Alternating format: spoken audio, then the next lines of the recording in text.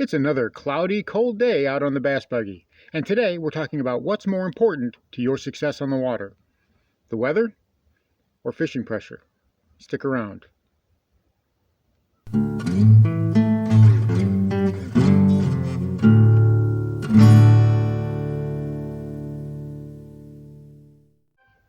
Welcome back to Lowbrow Fishing.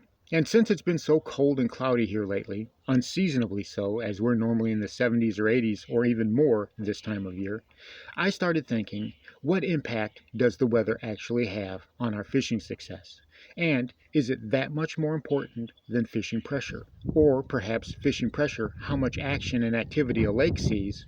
Well, is that more important? So I decided I was going to put it to the test. If anything, now is the perfect time. See, with the weather the way it is, nobody has been out at the big lake, not even me. But that changed today. I decided I was just going to go out there and brave the 25-mile-an-hour winds and fish from the bank just to see what I could get. And surprisingly, I actually had a really good day out there. It seems that when the pressure was off for a week or more, those fish, well, they were put into a mood to bite. And they weren't really slapping. They were actually choking the baits that I was throwing. I had to use the pliers several times to retrieve my baits because of how well the fish had taken it. I was actually really surprised by that. So let's go out on the water and I'll show you exactly what I'm talking about. We are here at the big lake today. It is cold, it is windy. It's about 41 degrees right now, which is unseasonably cold for this area. And it's been that way for a few days. The best part is we will have the lake all to ourselves. So shouldn't see another soul out here. The lake has probably had a good week to rest, which should play to our benefit. However, is bad weather conditions and cold weather, does that trump lake resting and the slack of pressure? We're gonna find out, because those fish, now they could be back here in this pocket. They're generally back here pushed up in this pocket at this time of year. That's why I like coming out here to bank fish, because right in this pocket here, all the way up until February, they like to hold up in this pocket here. And over there is the main boat ramp. So we've got this peninsula out here, and it goes out to the main lake that way.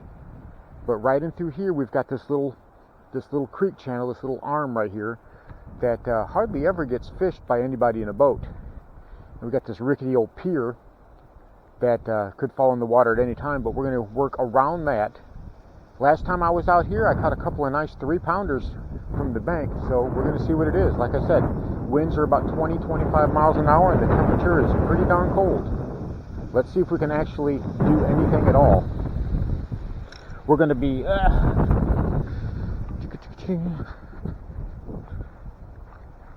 see if I can get down here without busting my boo honey. Okay, we've got a 1/4-ounce chatterbait with a Power Stinger trailer that we're going to go ahead and give this a try.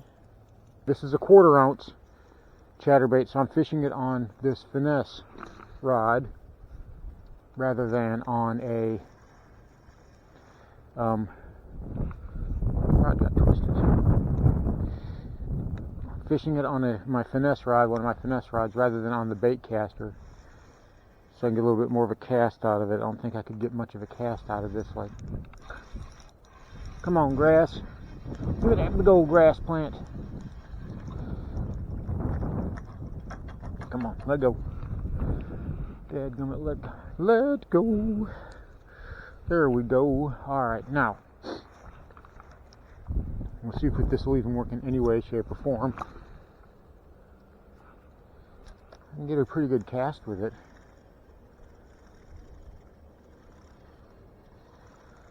Let me do something here.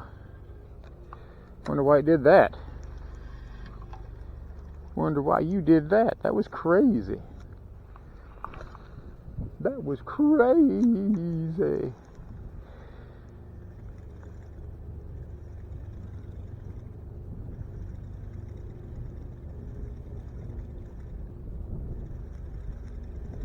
These fish have pretty much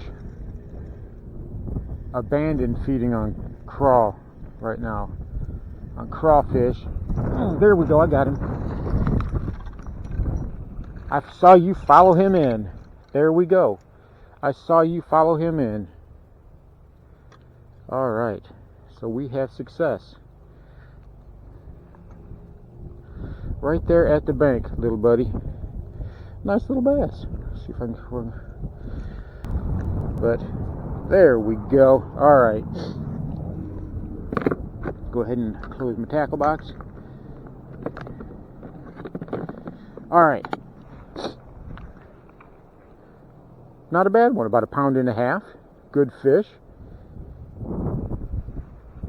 Go ahead and get our customary picture and get him back in the water.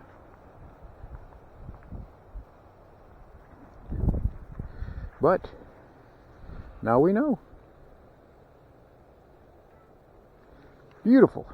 Nice little fish today. And that's exactly what we were talking about. There you go, little buddy.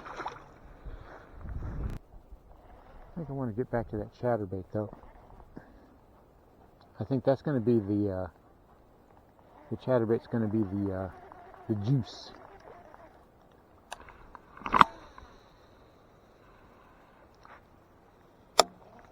And now I'm seeing them bust over there. That's funny. That's funny.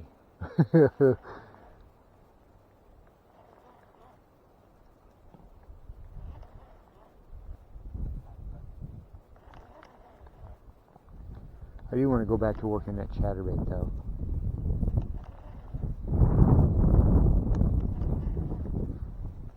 But I think I'm going to take the skirt off of it and work it that way. Come on, you. Big old. Oh, yeah, come on, you. You're not getting in that grass. This is a good one, kids. This is a toad. Come on.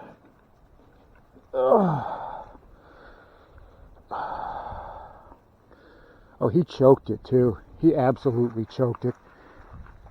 This guy's pushing 5 pounds.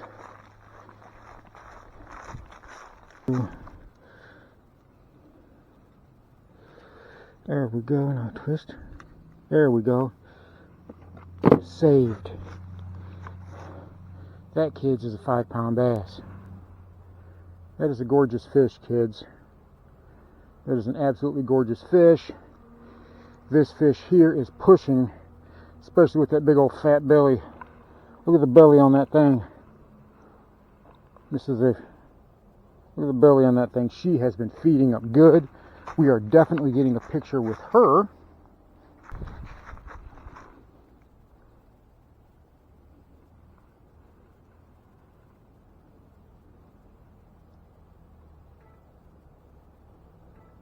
All right. You were a great fish. I appreciate you playing. Look how dark and colorful that thing is. Let's go ahead and get you back in the water. I know. You are a great fish. Thank you. All right.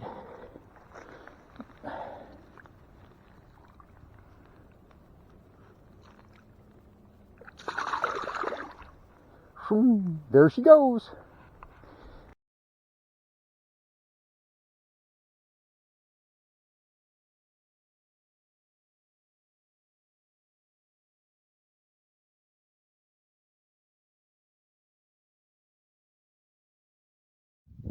So doing better out on the water, even though it was cold, cloudy, and windy, that actually makes a lot of sense.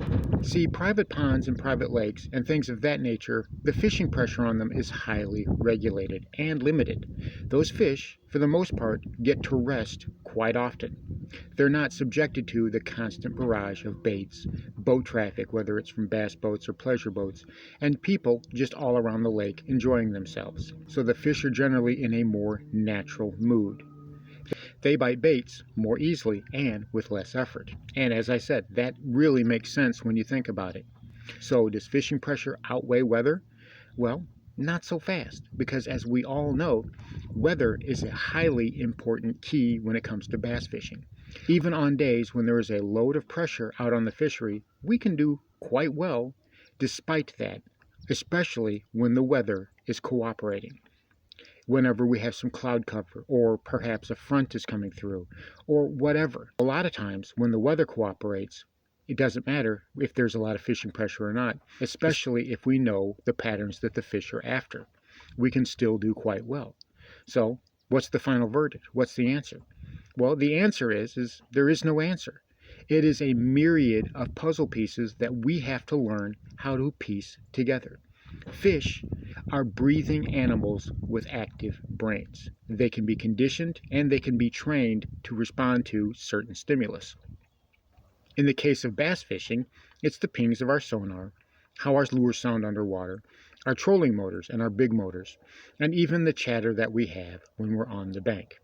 These things the fish can get conditioned to. You take away that pressure and they can't get conditioned to that, and they're in a more natural state. However, sometimes it doesn't matter if they're pressured or not, especially if that's all they've ever known. If bass are born in an active lake, they live in an active lake, and they die in an active lake, the sounds of boat motors and sonar and lures and whatever is not surprising to them. They're used to it. They've grown up around it. So you have to learn how to put all the pieces of the puzzle together. So there you have it. Pressure versus weather. Who's the winner? Well, apparently the jury's still out on that. But I was able to go out today, brave the elements, and catch some really nice fish. For me, there is no cutoff point. We can go bass fishing year round if we're willing to adapt. And we can still end up catching really nice fish if we're patient and we understand the relationship between how everything in bass fishing works, regardless of the weather and regardless of the fishing pressure. Thanks for watching Lowbrow Fishing. We'll catch you in the next one.